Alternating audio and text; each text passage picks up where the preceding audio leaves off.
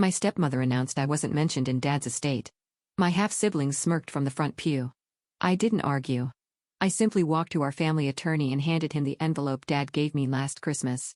He signed this one in March. The color drained from her face. The church smelled like lilies and old wood polish, that specific combination that only seems to exist at funerals. I sat 3 rows back from the front, which felt about right. Not too close to suggest I belonged with the immediate family, not so far back that I looked like a distant acquaintance paying respects. 3 rows. The Switzerland of funeral seating. My father had been dead for 6 days. I'd found out through a text message from my half-sister, Meredith. Not a call, not even a particularly long text. Just, Dad passed this morning. Thought you should know. Funeral Saturday. No details about how or where or whether he'd been alone. I'd had to Google the funeral home to find out the time. The pews filled slowly around me. I recognized some faces, mostly my father's business associates and their wives, people I'd met at the occasional holiday dinner or company event back when I was still invited to such things. A few of them nodded at me with that careful, measured sympathy people reserve for complicated family situations. Most of them looked away quickly, as if grief might be contagious, or worse, as if they might be forced to acknowledge the elephant in the room that was my existence. Up front, my stepmother Patricia sat perfectly composed in a black Chanel suit, a small hat with netting perched on her silver blonde hair like she'd stepped out of a 1960s fashion spread about appropriate morning attire. Meredith and my half-brother Thomas flanked her on either side, a unified front of designer black and professionally applied grief. Meredith kept dabbing at her eyes with a handkerchief. Though from where I sat, I couldn't see any actual tears. Thomas just looked bored, checking his phone every few minutes when he thought no one was watching. I hadn't cried yet. I kept waiting for it to hit me, that wave of loss everyone talks about, but so far all I felt was a strange, hollow numbness, like someone had scooped out my insides and left just the shell. Maybe the tears would come later. Maybe they wouldn't come at all. My father and I hadn't exactly been close these past 15 years, not since he'd married Patricia and started his new, improved family, the one that didn't include the awkward reminder of his first marriage and the woman who died too young. My mother passed when I was 12. Breast cancer, diagnosed too late, gone too fast. I remember my father crying at her funeral, really crying, the kind of sobbing that comes from somewhere deep and primal. He'd held my hand through the whole service, so tight it almost hurt. For about 2 years after that, it was just the two of us against the world. We'd eat dinner together every night, even if it was just takeout Chinese spread across the coffee table. He'd help me with homework. We'd watch old movies on weekends, the kind my mom had loved, and sometimes we'd both pretend we weren't crying during the sad parts. Then he met Patricia at some charity gala, and everything changed. It wasn't immediate, the distancing. It happened gradually, like a tide going out so slowly you don't notice until suddenly you're standing on dry sand wondering where the water went. First it was the weeknight dinners becoming less frequent because Patricia had theater tickets or a dinner reservation. Then it was my bedroom at the house being converted into a guest room when Patricia decided they needed the space, even though I was only 14 and still lived there half the time. Then it was the subtle suggestions that maybe I'd be happier at boarding school. Wouldn't that be wonderful? Think of all the opportunities. By the time Meredith was born when I was 16, I'd already learned to read the room. I was a reminder of a life my father was trying to leave behind, a walking memorial to a dead woman whose photograph Patricia had quietly removed from every surface in the house. I went to boarding school. I spent holidays with my mother's sister when I could, visited my father when it couldn't be avoided. By college, our relationship had dwindled to birthday cards with checks inside and the occasional stiff phone call where neither of us knew what to say. The minister stepped up to the pulpit, a man I'd never seen before, which meant my father had found religion at some point in the last decade or so without mentioning it to me. Not that he would have mentioned it. We didn't talk about things like faith or feelings or whether the distance between us ever kept him up at night the way it sometimes kept me up. The service was nice, in that generic way funeral services tend to be when they're organized by people more concerned with appearances than authenticity. The minister spoke about my father's business achievements, his devotion to his family. Patricia dabbed at her eyes on cue. Meredith delivered a eulogy that sounded like it had been written by a PR firm, all polished phrases and careful emotional beats, nothing real or messy or true. No one mentioned me. Not once. I sat through the whole thing with my hands folded in my lap, my face carefully neutral. The envelope in my purse felt like it was burning a hole through the leather, but I didn't reach for it. Not yet. Timing mattered. The envelope had arrived last Christmas, hand-delivered by my father himself, which was unusual enough to be noteworthy. He'd shown up at my apartment in the city 2 days before Christmas, looking older than I remembered, thinner somehow, like life was slowly whittling him down to bone. "Can I come in?" he'd asked, standing in my doorway like a stranger. I'd let him in. Made him coffee. We sat at my tiny kitchen table and made small talk about nothing, the weather, my job, how busy he'd been with work. It was painful, all that careful avoidance of anything that actually mattered. Then he'd pulled out the envelope. "I want you to have this," he said, sliding it across the table to me. "Don't open it now. And don't tell Patricia or the kids about it." I looked at the envelope, thick manila, my father's handwriting on the front just saying my name. "What is it?" "Insurance," he said, and something in his voice made me look up at him sharply.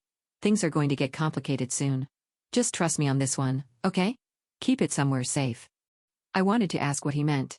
I wanted to ask why he was here, really here, after all these years of treating me like an afterthought. I wanted to ask if he was sick, if something was wrong, if maybe, possibly, he'd finally realized that pushing me away had been a mistake. But I didn't ask any of those things. I just took the envelope and said, "Okay." He'd left after that. We didn't hug. We just nodded at each other, two people who should have been closer but didn't know how to bridge the gap anymore. At the door, he turned back and said something I'd been replaying in my head ever since. "I know I wasn't the father I should have been," he said, quietly. "After your mother died, I didn't know how to look at you without seeing her. I thought it would be easier to start fresh.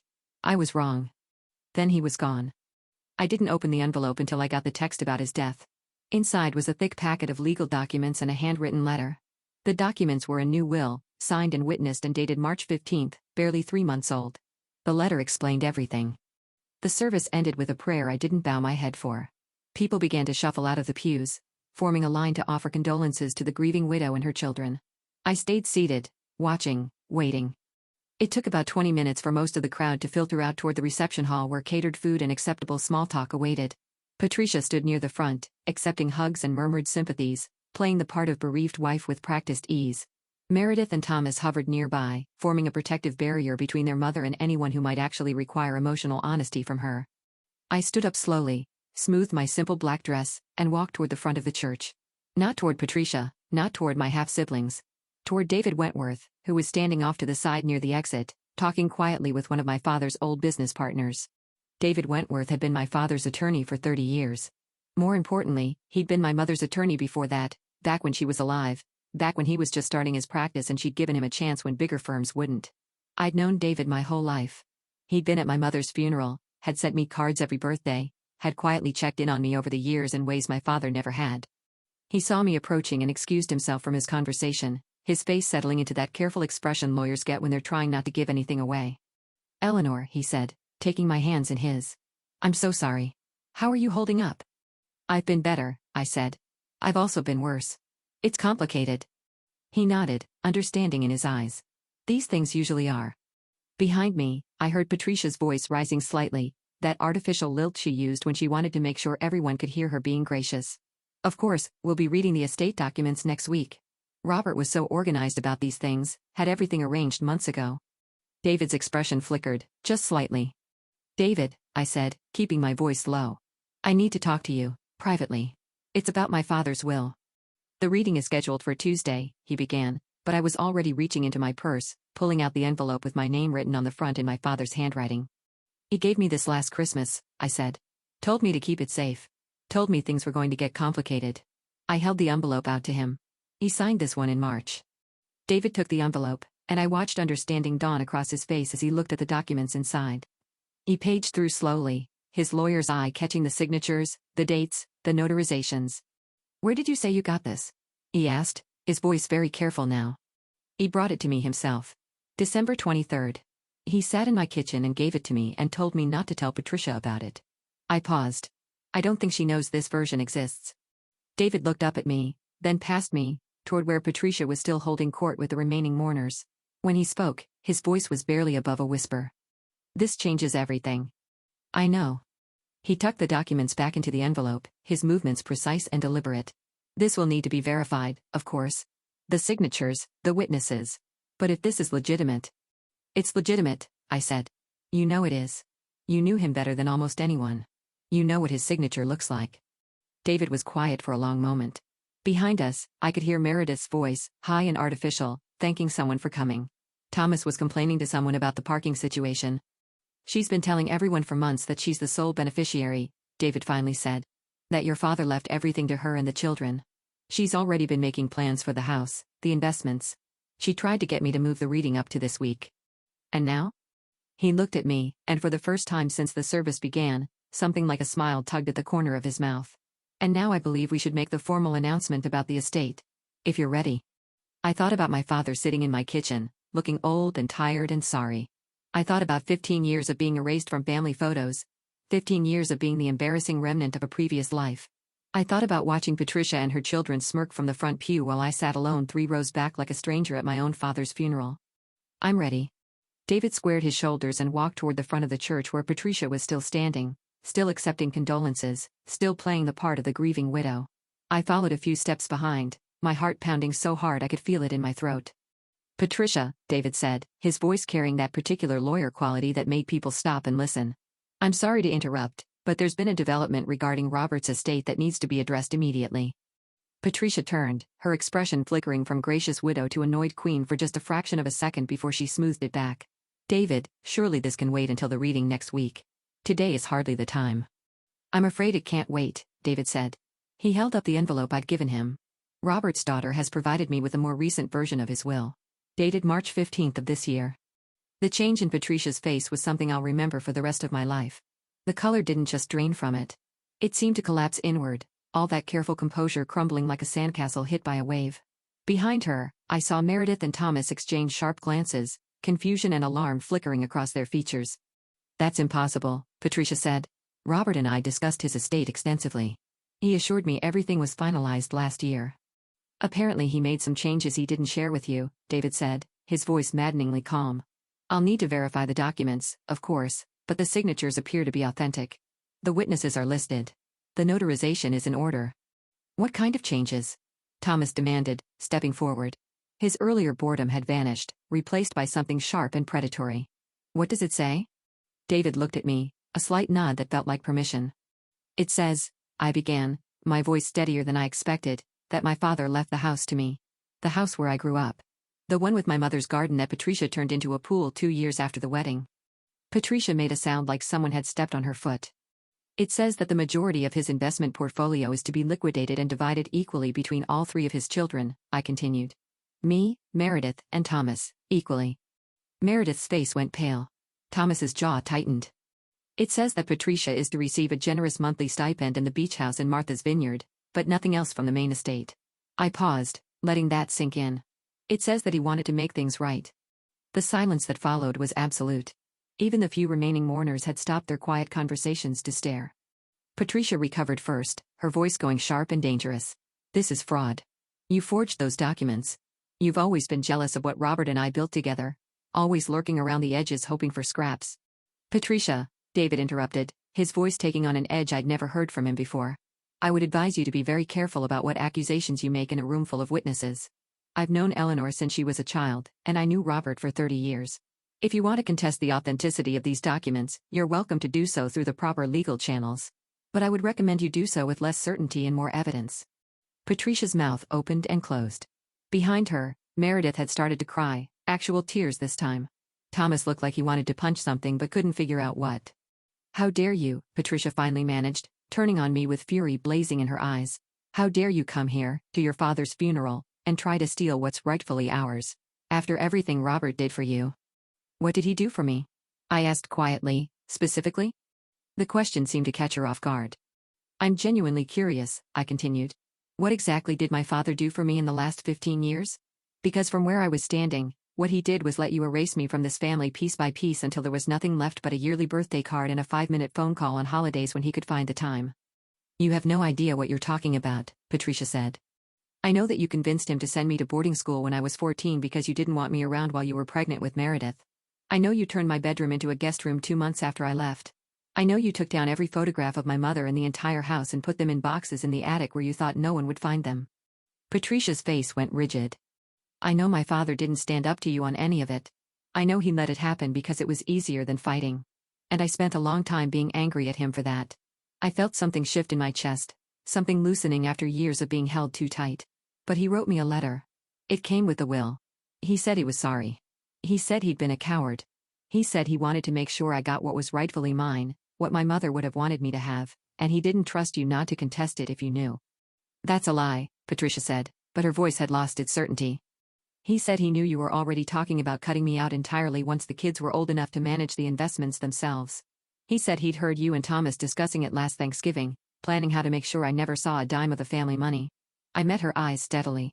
Is that a lie too? Patricia didn't answer. Behind her, Thomas had gone very pale, and Meredith was staring at her mother with an expression I couldn't quite read. David cleared his throat. I think we should continue this conversation in a more private setting. My office, perhaps. Tomorrow morning. That won't be necessary, Patricia said, her voice brittle. I'll be contacting my own attorney. This isn't over. It rarely is, David replied mildly. But I would encourage you to review the documents thoroughly before making any decisions about how to proceed. Robert was meticulous. If he wanted this will to hold up in court, I'm confident he made sure it would. Patricia looked at me, and for a moment, I saw something beneath the fury and the calculation. Something almost like fear. You think you've won something here, she said quietly. You think this makes you part of this family. But all you've done is prove that you're exactly what I always said you were. A vulture, waiting for your father to die so you could swoop in and take what's ours. No, I said. All I've done is follow my father's wishes. If you have a problem with that, take it up with him. I nodded to David, who tucked the envelope securely under his arm. Then I turned and walked out of the church, past the remaining mourners who were trying very hard not to stare, past the flowers and the programs with my father's photograph on the front, past Meredith and Thomas who were still standing there in shock. I didn't look back. Outside, the afternoon sun was blindingly bright after the dim interior of the church. I stood on the steps for a moment, blinking, breathing, trying to process what had just happened. My hands were shaking, I noticed. Delayed reaction. Behind me, I heard footsteps. I tensed, expecting Patricia or one of my half-siblings coming to continue the confrontation. Instead, when I turned, I found David Wentworth standing there, the envelope still tucked under his arm. That took courage, he said. It didn't feel like courage. It felt like something I should have done years ago. He nodded slowly. Your father would have been proud. He was, you know, proud of you. He talked about you more than you probably realize. The job you got on your own, the apartment you're paying for yourself. He kept track. I felt something prickle at the back of my eyes, the first hint of tears I'd been waiting for since I got the news. Then why didn't he say anything? All those years? Because Patricia was there. Because he was a coward, like he said in his letter. Because sometimes people make choices they know are wrong and then feel too ashamed to undo them. David paused. He wasn't a perfect man, Eleanor. But he loved you. The will proves that, if nothing else. I thought about the house where I grew up, the one with the big oak tree in the backyard where my mother used to read to me on summer afternoons. The one where I'd learned to ride a bike, where I'd had my first sleepover, where my parents had danced in the kitchen to old records while I pretended to be asleep on the couch. Patricia had remodeled most of it beyond recognition, but the bones were still the same. The memories were still there, buried under new paint and expensive furniture. It was mine now. Or it would be, once the legal dust settled. What happens next?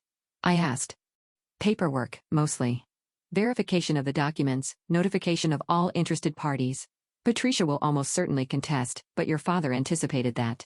He included provisions, additional evidence, witnesses who can testify to his state of mind when he signed.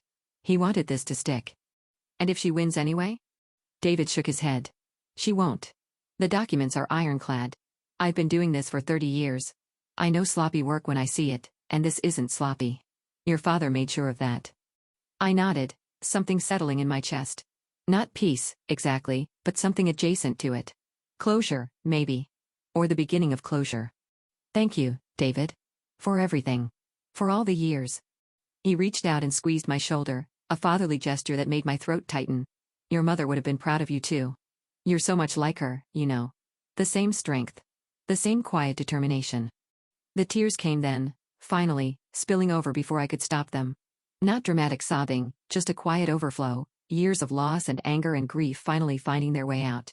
David didn't try to comfort me with words, just stood there, a steady presence, while I cried for my father, for my mother, for the family I'd lost and the one I'd never really had. When I finally got myself under control, wiping my eyes with the back of my hand like a child, David handed me a business card. Call me tomorrow, he said. We'll start the process. And Eleanor? Try to get some rest. The next few weeks are going to be complicated. I took the card, nodded, and watched him walk back into the church where the reception was probably still going on, where Patricia was probably already on the phone with her own lawyer, where Meredith and Thomas were probably huddled together trying to figure out how to salvage their expected inheritance. I didn't go back in.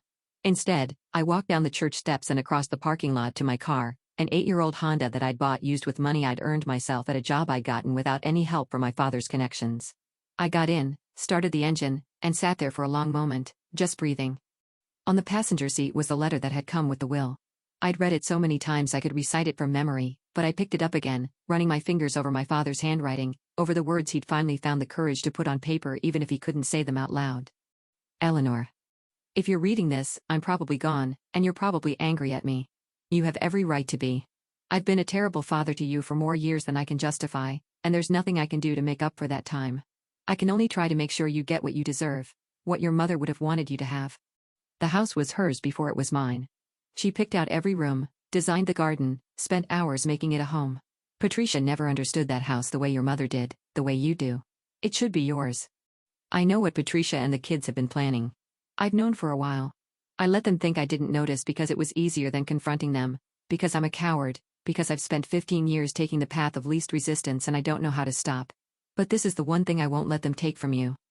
I'm sorry I couldn't be better while I was alive. I'm sorry I let Patricia convince me that starting fresh meant leaving you behind. I'm sorry about the boarding school, the holidays, the years of silence. Most of all, I'm sorry I wasn't there for you the way I should have been after your mother died. You needed me, and I failed you. Whatever happens next, whatever Patricia tries to do, don't back down. You're stronger than you know. You always have been. Just like your mother. I love you. I should have said it more. I should have said it at all. Dad. I folded the letter carefully and tucked it back into its envelope. Then I put the car in drive and pulled out of the parking lot, leaving the church and the funeral and my stepmother's fury behind me. The house was about an hour away, in the suburbs where I'd grown up. I hadn't been there in years, not since Patricia had made it clear my visits were unwelcome, but I still remembered the way. Past the old elementary school, left at the park where my mom used to take me to feed the ducks, right at the corner with the big willow tree that had been struck by lightning when I was 10. The house looked different now, of course. Patricia had repainted it, replaced the shutters, torn out my mother's rose garden to put in that ridiculous pool. But the bones were still there, just like David said. The shape of it. The way the light hit the windows in the late afternoon. I parked across the street and sat there for a while, just looking. My father was gone. That was still true, would always be true. We'd never get back the years we lost, never have the conversations we should have had, never repair what had been broken between us. But he tried. At the end, he tried. And maybe that was all anyone could ask for. I thought about going up to the door, letting myself in with the key I still had hidden in my wallet after all these years. But it wasn't the right time for that. Not yet. There would be lawyers first, paperwork, probably a fight. Patricia wouldn't give up easily. But I could wait. I was good at waiting. I'd had 15 years of practice. For now, it was enough to sit here, watching the house where I grew up, knowing that someday soon, I would walk through that door and be home again. Not because Patricia allowed it. Not because I'd begged or bargained or made myself small enough to fit into the corner she'd left for me. Because my father, in the end, had chosen me. It wasn't everything. But it was something. It was a start. I took one last look at the house, memorizing it all over again, and then I drove away into the fading afternoon light, my father's letter safe in my purse, the future uncertain but somehow brighter than it had been in years.